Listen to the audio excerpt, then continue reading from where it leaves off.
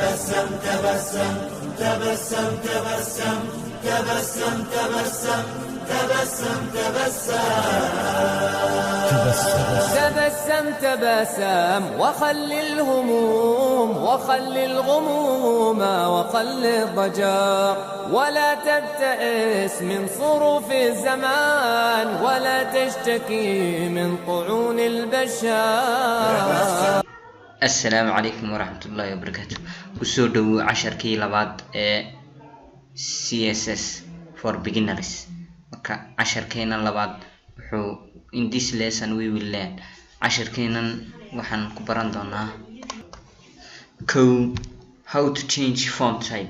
سيدي بادو بدلسا font type اما فرطة نوعيدة دور هب او لو بدلا جرتا font type كوي بدين هورتا meelo fara badanna waad geeli kartaa. habka labaad waxa weeyaan how to change font color. sidee baad qoraalka u bedeli kartaa colorkiisa ama midabkiisa. nimanka qoraalkeena how to change font color sidee baa casaan uga dhigi kartaa saasoo kale. qodobka saddexaad aan shirkeena ku baran doonaa waa how to change font size. sidee baad font size-ka u bedeli kartaa. waad u weyneyn kartaa u yareyn kartaa.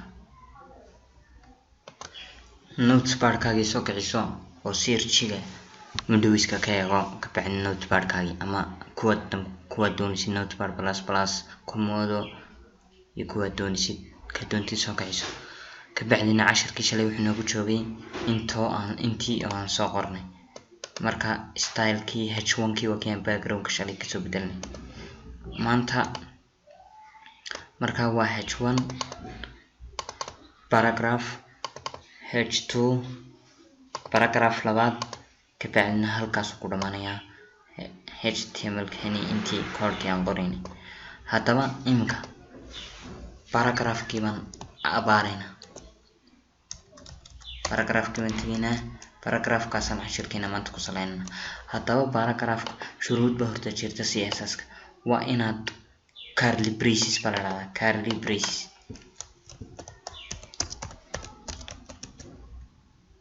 waa inaad curly braces-ka ku furtaa xidhaana. imkii intaas keliya taataan save garayno casharkeen waxba iskama bedelay waayo waxamaan ku dhex qoran. h1-kaas unbaa wax iska bedelay. aan eegno. waxaad tegaysaa halkii aad ku save garaystay ka bacdina double click baa odhanaysa. double click markaan siinay waxaa noo soo baxay welcome to CSS introduction to CSS. waa h1-keeni. waxaa kaloo noo soo baxday in this lesson we will learn how to add CSS in HTML. waa paragraph-kii. kanna waa h2 oo markasta waa kii aad soo dhigatay h1 iyo h2 way kala yareen. labadanna waa paragraph. haddaba si aan wax ugu bedelno paragraph-keeni baan imaanana. paragraph-keeni markaan imaano bida horta paragraph-ka waa imsa waxa weeyaan kow labada paragraph ayuu midhaaso keliyaati noo dul imanaya. midhaaso keliyaati.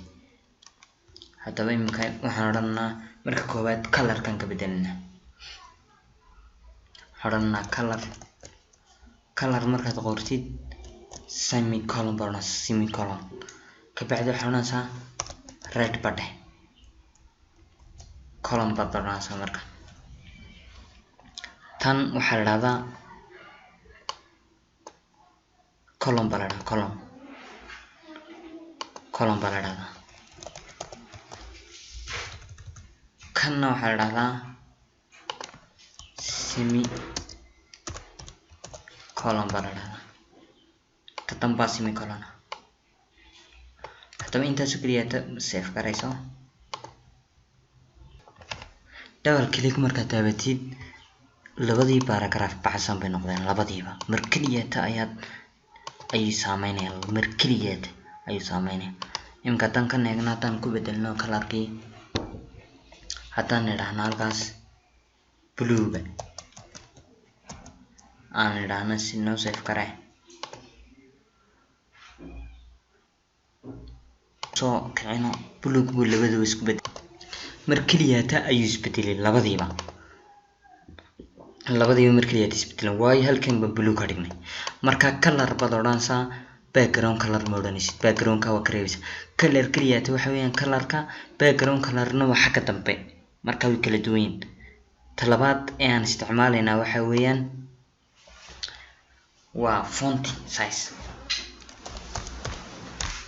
size ka waxaan oranaa 25 px semicolon tan colon balada tan semicolon hatta tan ka tagtid koorkaagaas ma shaqeynayo save garayso waaragta inuu way weynaaday sidii hore uu ka weynaaday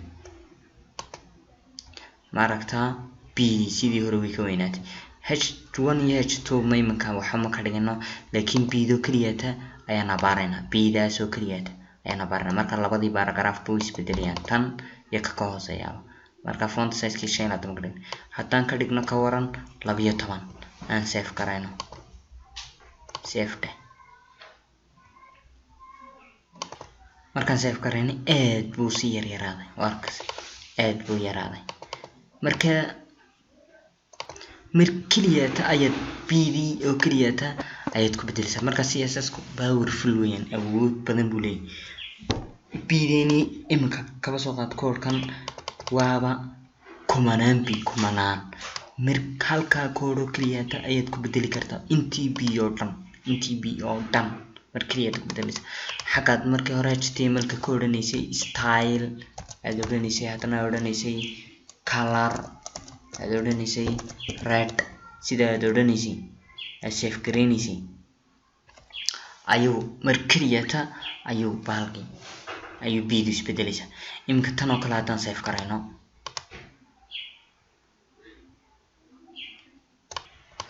soo kixisa marka sida soo kixisid tii koobaad casaan bay noqotay tii labaadna blue bay noqotay maxay tii koobaad casaan noqotay tii labaadna blue noqotay tii koobaad waxay casaan noqotay inline baa la isticmaalaya mar shalay waa kan soo dhiganay inline baa kala jira tii labaadna waxay ahayd internal style sheet marka haday labadani tartamaan taa koobaad baa guuleysanaysa imka halkan blue baa ku qoran halkan red baa ku qoran marka red kaas guuleysanaya laakiin blue gaasi ma guuleysanayo laakiin tan labaad waxba ma ku dhex qorna marka blue gaas la siinaya marka internal iyo external kana saas ay ku kala awood badan marka internal kaas aan isticmaalna soo save garayso imka markii aad soo execute garaysa tan taabanay markiiba blue isku bedelay waxa blue isku bedelay marka hore xisaan buu ahaa ka ugu dambeeyaan dhiganna waxa weeyaan font family hay area la nidaan area waan save garaynay control plus s ama save marka sidaa save garayno tan halkaas un taabo waka isbedelay maragta isbedelay imka tan area ka baabayno aan nidhaahno serif haddaan nidhaahno aan save garayno tananka imka saas nooc kale noqotay maragta marka xashirkeen maanta intaas uu noogu joogayaa wassalaamu calaykum waraxmatullaahi wabarakaatuh fadlan haddaad channel ku cusub tahay subscribe garee haddii ay wax kugu adkaadaan fadlan emailka xagga hoose ku qoran description-ka haddii doontaad doontina commentiga noogu soo qor waxaad u baahantahay su'aalaha na weydiin kartid